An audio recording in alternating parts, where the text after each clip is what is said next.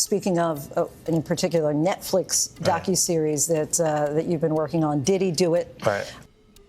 It's just so sad. All of this means something a little different to me than it does to everybody else. Damn. And because Jag knew about this for years. So what's next, Jag? decades. What happens next, you know?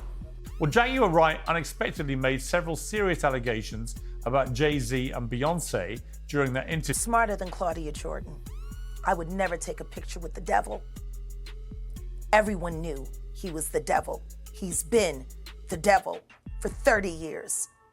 He's been covered and protected. He's got guns and he's got semen-coated fucking VHS tapes. I would have went in a hazmat suit. There's not a day that's gone by in the past 4 years that I don't acknowledge that because of what I choose to do, I might lose my life today. That's a reality. Now, I could let that freak me out. I could let that make me scared. Or I could say, I got good friends, people that believe in me. And I'm just gonna keep going full throttle until I can't go no more. This isn't just another celebrity scandal anymore. It's turning into something much darker. Old interviews are being replayed, statements reanalyzed, and every name linked to this story now feels heavier. With 50 Cent stepping in with his documentary plans, the pressure is only growing. But the most unsettling part? Jaguar Wright doesn't sound shocked. She sounds certain, like someone who's been warning about this for years. And when someone stops sounding dramatic and starts sounding afraid, the whole story changes, because now it's not just about what's been said.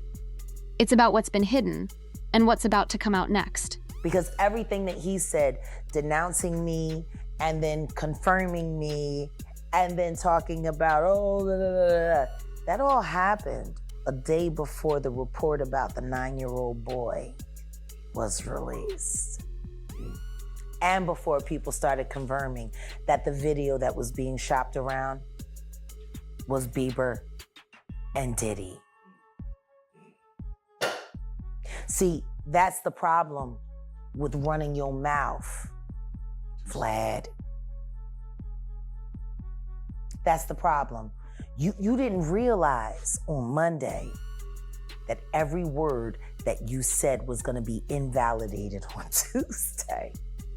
At this point, Jaguar is no longer simply defending herself. She's pushing back, directly, against the people who once dismissed her, mocked her, or treated everything she said like background noise. And now, in her view, the timeline itself is starting to work in her favor. Because when real-world events begin unfolding in a way that makes past criticism look weak or premature, it changes how people hear everything that follows. What once sounded exaggerated suddenly starts to feel possible, and that's where things begin to shift. Because this is no longer just about what Jaguar is saying, it's about the growing tension between what was denied before and what people are starting to question now. And once that shift begins, controlling the narrative becomes a lot harder. He brought you on to speak on Diddy, and it seemed that as if your focus turned to Jay-Z, his wife. That's always been my focus. Yes. What? They're one and the same. Tell me something. When you have a peanut butter jelly sandwich, if it's just peanut butter, it's just peanut butter. If it's just jelly, it's jelly. When you put it together, it becomes a peanut butter and jelly sandwich, and the taste is undeniable. You're saying Diddy and Jay-Z is peanut butter jelly? Peanut butter and jelly. Let's deal with the sandwich. We asked you this last time, and Piers Morgan said it. They're not here to defend themselves. Do you think they will, the Carters will speak about any of this at all? Do you just feel that they'll make any statement about what's going on? Beyonce is losing hundreds of thousands, millions of followers every day. And she still hasn't said anything. Just pretending like life is great in Paris. Is it her place to say so? I mean, probably not, considering she's gonna be indicted for anything she would say. These are criminals. Diddy is a drug dealer, and so is Jay-Z. The proof is there. How many up people does he have to be around before people see him for who he is?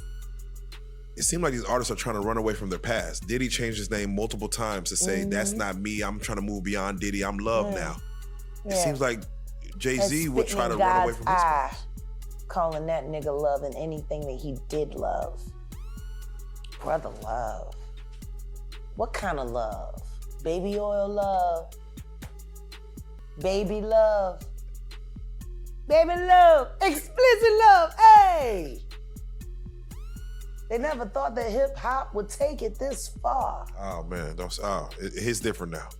These lyrics are all hitting different right now. All this people talking about fathers, all kinds of stuff. What makes this moment feel so explosive is the way Jaguar frames everything. Not as separate incidents, not as isolated people, but as something much bigger. In her telling, these names are not disconnected at all. They're part of the same system, the same environment, the same structure that she believes has been operating behind the scenes for years. And that idea changes everything. Because once the audience starts looking at it that way, every accusation starts to feel heavier. Every connection feels more intentional, and every detail feels like it might be part of a much larger picture. It stops sounding like random claims and starts sounding like a pattern.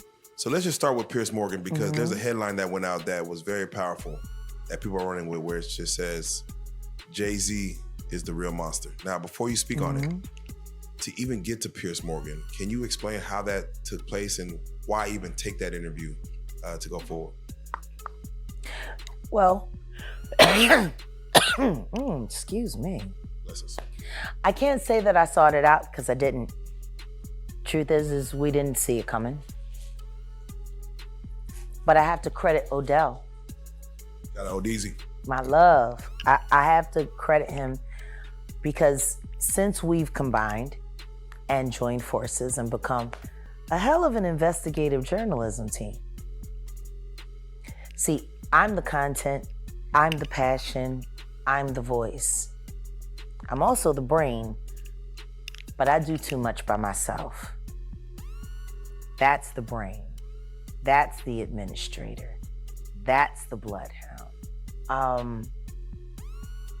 And there were so many people that hacked into so many of my accounts. People didn't even know how to get in touch with me anymore. And Odell created that lane. And they reached out to him. Piers Morgan's producers called him directly. And we talked about it briefly, and I said, we have to do it. We have to. Because the one thing I know about Piers Morgan is he is smart prey. And not only is he smart prey, he is a great conductor of information. He also vets things viciously. And I want to thank you for that. Because if my word is good enough to make it through Piers Morgan's firewall of please don't sue me, then I guess he just vetted me for every ounce of real life content on this blue couch. We thank you for that. Do you feel that Piers Morgan allowed you to get, because you only have so many minutes, I know you don't know exactly how the show is going to be structured. Yeah. Did you get what you want to say out? And was there more for you to say? Of course there's more to say. I'll never have enough to say. Right. There will never be enough screen time for me to say. But what I will say is, I'm grateful for the questions he asked. I'm grateful for the time he gave me to answer. And I pray that I was able to hit everything that needed to be hit for the public. How did you feel about Vlad going after you? I loved it. I saw the lineup immediately. Right.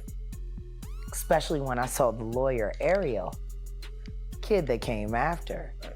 What Piers did was brilliant journalism. Right. He created a beef without there being one. And he created multiple episodes for Confrontation after. It's brilliant. It is. Vlad had said you're a conspiracy theorist. Yeah. And he has never wanted you on a show. He has Ever. never reached out to you. You know what? Hold up. Drum roll. Where do I find that receipt? Oh. We got. Is there? Yeah. There's receipts? No, it's on your YouTube, right? Oh. So yeah. let me go over here to my baby's channel, Set in the West. Shout out to Shout out Set to in the the West. West. Running the numbers up. Go there for all the exclusive. All the exclusive. You know, it's so funny. I love bigging his channel up. Yeah. I love it. I do. I love it. I love having a man that not only do I agree with his content, but it's great. And I can be like, ooh, my man over there doing, get over there. I love to see something from scratch turning up, going from Right. I mean, it's already something, but to just see it rise to the verge. No Diddy. I love to see that. Yeah, no, he's as much of an information bloodhound as I am. Is it in? After. Why does it say stash? That's not you. Then what's that? Oh no, somebody else covered it. Got it. The channel. I forgot I had to resubscribe again. I have so many Jag, channels. come on, man. Jag, you gotta That get be deleted. subscribed to Send the West. You can't. I know. I didn't realize I didn't subscribe on this phone. No, because they get deleted and I keep moving and I forget. Oh man. Okay. Is it on the community feed, baby? Yeah. It's a video. Oh. What is the video of? If you Hold don't on. mind? Let's see. Oh, DJ Vlad, you're wrong. Oh shoot. Is that it? Oh shoot. I don't know why more people aren't looking at this, but why isn't it playing? Is there a the Bluetooth? That's what it is. Hold on. I have so many phones and I never know what's connected to what and who and why. Those were going to, okay, here we go. Yes. All righty. See, there's a receipt. And this is what I love when people say, she never has any receipts. Yeah. She don't have any receipts. Everyone knew he was the devil. Everyone wanted to go to Diddy's white parties. When they were happening, if I got an invite, I would go. But there's a party within a party. This has been a fist of tyranny that has been punching for decades. It must stop. Jaguar Wright is known to be a conspiracy theorist. Yeah, no, you're wrong. Vlad. Hey, Vlad TV, aka what's your name, bro? Vladimir Boosky. It's Vladimir. Let me get this straight, because I'm not versed Ukrainian. Vladimir Lyubovny. That's his name. I don't know. I'm gonna look it up. Hey, no, Vlad. This is Wolfgang. I'm gonna come at you as a tech guy, Because he is a tech guy. That's his background. I met Before you on the vlogging. red carpet at the homie YG. Shout out to YG. I'm from Compton, but YG's from Bompton. From I Bompton. met you at his red carpet, Mm-hmm. and you were surprised that I knew who you were. I know you a tech guy. You come from the tech background. I got a tech background, so people know each other. Yeah. And I met you, and you were like, oh shit, yeah. I said, hey, what's up, Vlad? It is what it is. Like Taki. Vlad, bro, you're a vulture. Yeah, he is. You're not hip hop. At You're all. about as DJ as DJ Tanner from Full House. You're about as DJ as DJ Academic. He's a dick jockey. A disgruntled journalist. How about that? Vlad. He's not a journalist at all. He's a chronolist. Vlad, you know you're wrong. Honey, you should talk. For real, because he said he would never sit with us. No, I know. Never. He said he would never sit with me. He would never have me on his. He never wanted to talk to me. Never would. But I got receipts. Vlad, why did you reach out to Jag back in June asking for Jag to be on the show? Why you do that? Vlad, why you playing in our face? Why you lying on this podcast?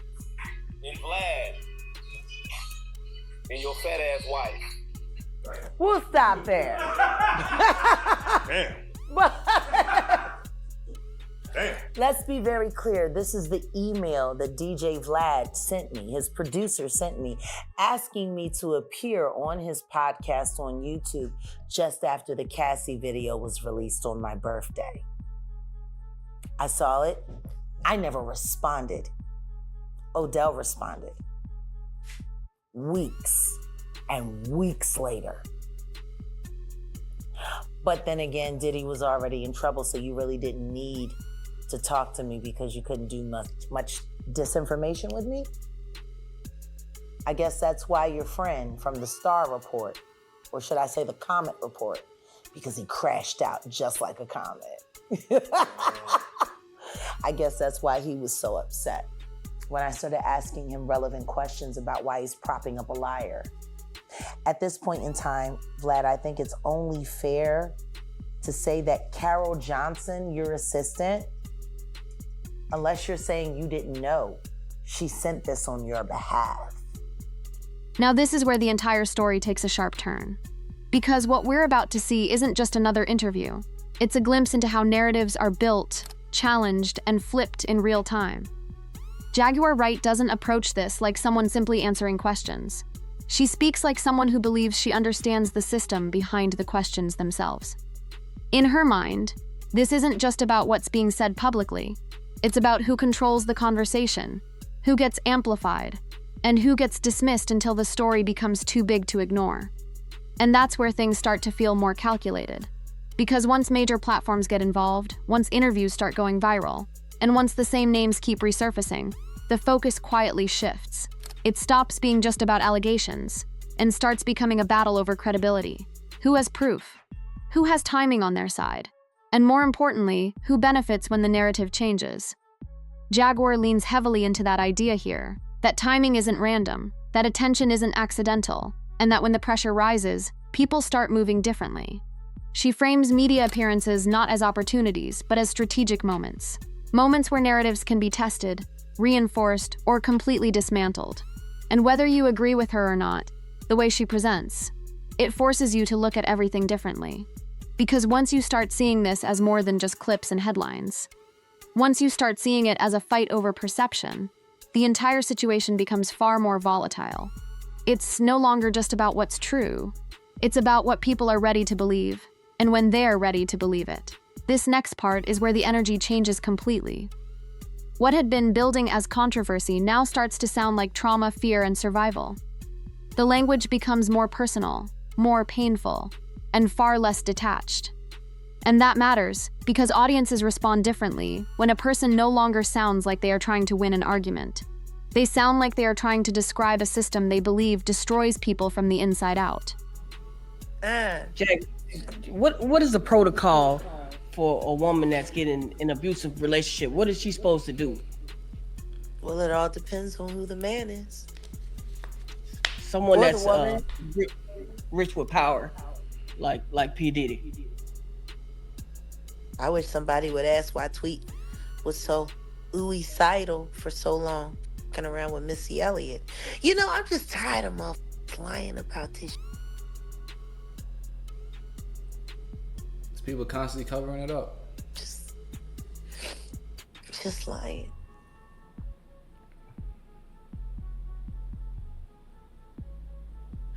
All the women that have been hurt. You know, I remember the first time that happened to me. Took me 8 weeks before I could cough without wanting to vomit. 2 cracked ribs. They beat everybody the same way. Damn, that's crazy. It's like there's a fucking handbook when they sign their record deals. how to fucking hurt a bitch and keep her loyal.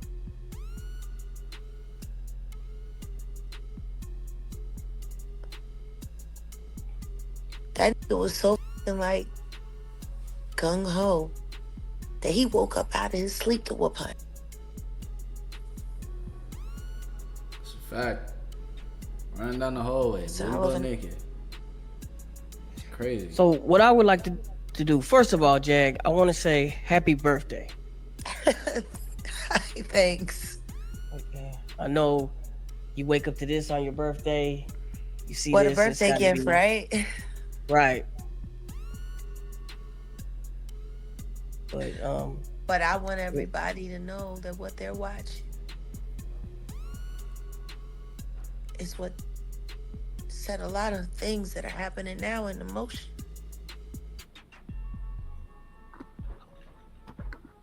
There is a moment where enough becomes enough. Hey, Jag. Hey, babe. It's Angel. Hi. I know who it is. Happy birthday for me as well, honey. As fabulous as you are. I want to know, I know that you have mentioned in previous interviews that there's nowhere to go when you are dealing with physical abuse or sexual assault when you're in these situations with these men who are in these positions. That there's, everyone's being paid off in some sort of way. How, when you know that, hey, this is a detriment to my life, how do you go about it? Do you kind of tell anybody that will listen so that there's a record? Do you try to run? Can you run? The more people you tell, the more danger you are in. Because everyone's going to pick what side they want to fall on.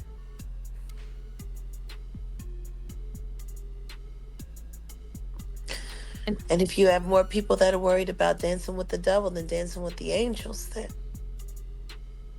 you're on your own. So it's better not to say anything. You got to vet everyone that you talk to thoroughly. Make sure they're not on the devil's take, and then That's true. you got to see if you can find somebody that's willing to be brave enough to.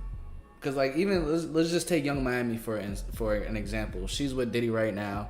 She gets paid around like $250K a month to do all these heinous things at these parties and with workers, and it goes very, very far. Now the people that she's surrounded with, she's probably surrounded with girls, from the strip club or ones that want to be city girls. They're literally gonna tell her, yo, get that money. You know what I'm saying? Go through it. She's gonna have all this support, telling them to stay with this man. Not really fully knowing what's really going on, what he's really doing. Say it with you.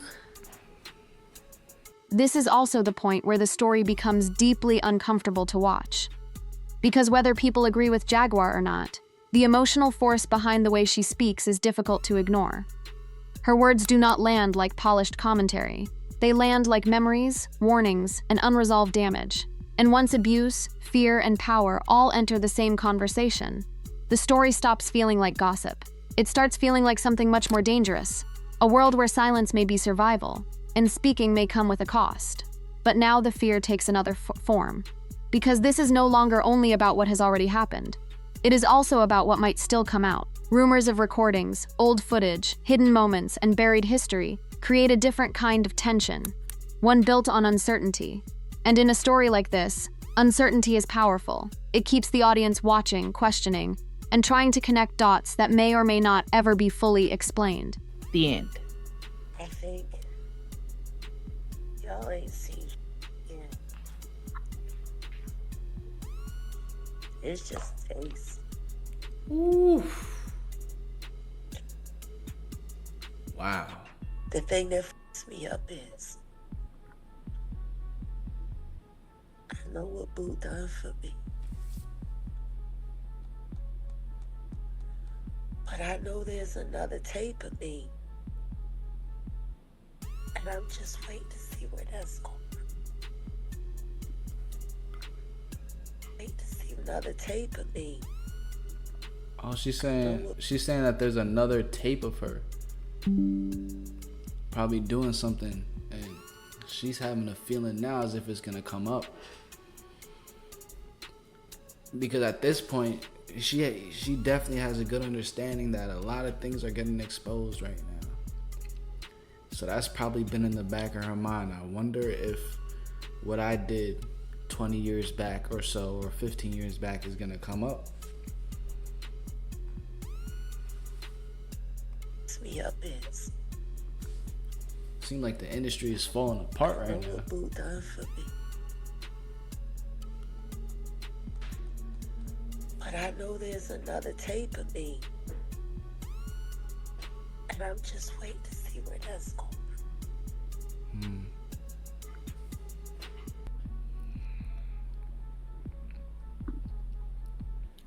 Where do you think that thing stands for Young Miami, for Carisha? I think that she just slit her guy. Oh, Carisha's Young Miami. I didn't even know that. Hey, bitches like that.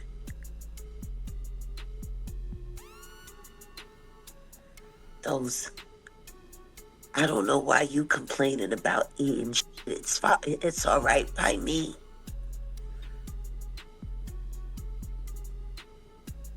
I hate bitches like her. The sexy reds. The Nicki Minaj.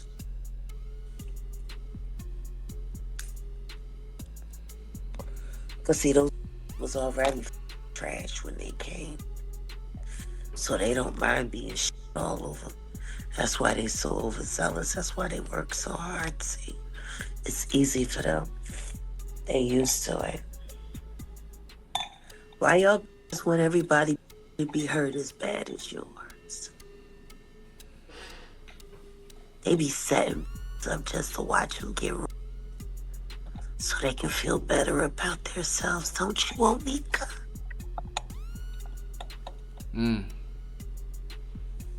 It's wicked. That's wicked. That'd be the best birthday gift ever. All drop dead instantly.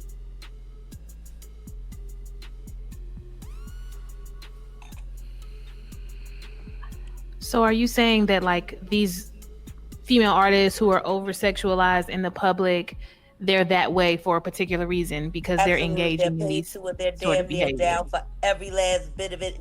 That they ain't down for the Tootsie get them good.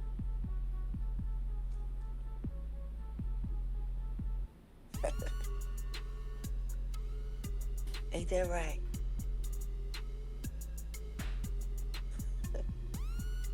Bro, she knows. She was in their position before. 25 years I've been working in this town. It's just like, it's too crazy for people to believe. And where I'm at right now, I look to my left and I can see Marina Del Rey. Where I left Kat.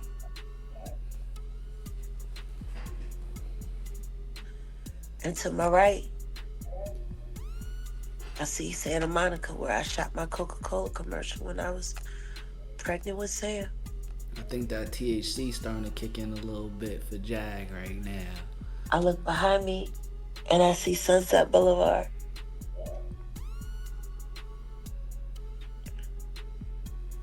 All those drugs and all that crime. That is what makes this part feel so unstable. The industry is already under pressure, and when someone begins talking as if there are still tapes, still secrets, and still unresolved fallout hanging over everything, it creates a sense that the story is not winding down. It is widening.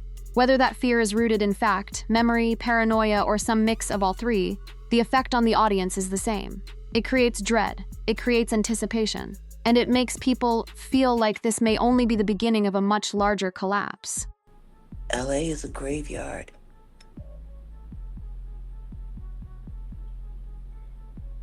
It's just some of the ghosts are still walking around.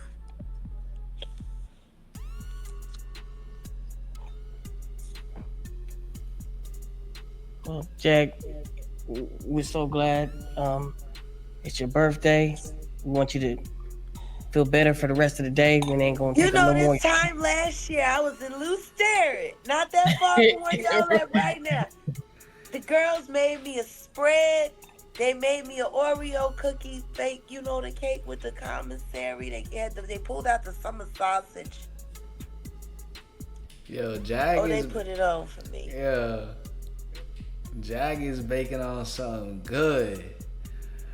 Whatever she baking on is mighty sticky. Shout out to all my girls on the 7th floor, North Tower. Who knows where you might be celebrating your birthday next year. Just keep the faith. I woke up on a concrete slab on a yoga mat last year for my birthday, and this year I woke up in a suite. And I can see the ocean right there on the rip. You ain't gotta understand me, but please believe me. I don't lie. A month ago, I sat here on this very channel and I told y'all, put the boots to that girl. You sure did. Why say don't that. y'all believe me?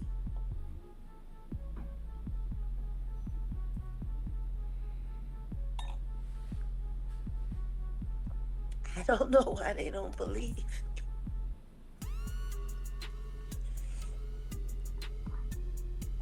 What's next, Jag? What's next? By this stage, Jaguar no longer sounds like someone trying to persuade the audience with neat talking points. She sounds reflective, bitter, exhausted, and completely convinced of what she has lived through. The glamour is gone. In its place is memory, isolation, survival, and disbelief that so many people still refuse to take her seriously. And that emotional mix is what gives this next section its weight. And that is exactly why this story continues to hang over the industry like a storm cloud. It is not just the allegations. It is not just the names. It is the fear, the timing, the resurfaced interviews, the unresolved tension, and the growing sense that old warnings are being heard in a completely different way now. 50 Cent's involvement only raises the temperature even more, because once documentaries, headlines, and major platforms start circling the same fire, the pressure changes. For some people, Jaguar Wright is a truth teller who was ignored for too long. For others, she remains too controversial to trust completely. But no matter which side people fall on, the discomfort is real. Because when silence starts to feel strategic, when reactions start to feel calculated, and when old clips begin to sound more relevant than ever, one possibility becomes hard to ignore. The industry may not be dealing with the fallout of the story. It may only be approaching it.